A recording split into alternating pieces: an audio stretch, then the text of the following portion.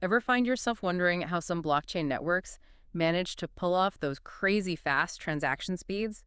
We're talking thousands, tens of thousands even. Today, we're going to dig into what makes one of the fastest ones tick Solana.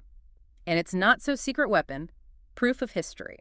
You see, the really interesting thing about Solana is how it's tackling a really fundamental problem for blockchains. Mm. How do you, in a system that's decentralized, with no one really in charge, prove the order that things happened in? Right, because blockchains are all about making sure things are trustworthy and transparent, but usually that comes at a cost, right? Like sacrificing speed. Yeah. So how does Solana manage to do both? They've got this thing called proof of history. We'll sometimes just call it PoH. Imagine like attaching a timestamp to every single transaction, one after the other, so they're tamper-proof. Basically, every event has a little certificate saying exactly when it went down. So instead of the whole network needing to agree, yep, this happened then, that happened then, Solana just has its own internal clock. That's clever. But how does it work, though? For real? So they use this thing called, and bear with me here, a verifiable delay function, VDF for short. Basically, this function, it takes a set amount of time to compute, even with the fastest computers out there.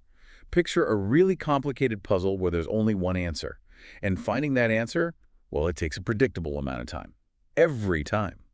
Solana takes that output from the VDF and bam, a tamper-proof record of when things happened. Like a cryptographic stopwatch. And that's huge. No more waiting around for everyone on the network to get on the same page.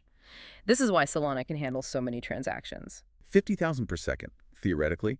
Think about it. That's like every single transaction in a huge city, like New York, London, Tokyo, happening in a single second, all on one blockchain. Mind officially blown. And this isn't just about speed, right? What other doors does this open? Oh, tons. Imagine a decentralized exchange running on Solana. Trades are basically instant, fees, tiny. Or those complex smart contracts executing super fast. That's what PoH brings to the table, makes these applications actually doable on a daily basis. And we haven't even touched on the energy efficiency, right? Because with all the talk about blockchain's impact on the environment, this has got to be a big plus for Solana. Huge plus. Unlike the energy hogs that use proof of work, needing tons of power to solve complex problems, PoH, super energy efficient. Night and day, really. Okay, I'm getting why people are excited about Solana, but let's be real. Every system has its drawbacks. What are some of the challenges with PoH? Well, you're not wrong. No system is perfect. One of the main things is that PoH is pretty complex for developers. There are a whole bunch of new concepts and tools they need to learn. Gotcha. And what about security? Because let's be honest, with all this speed and efficiency, it almost sounds too good to be true. Smart question.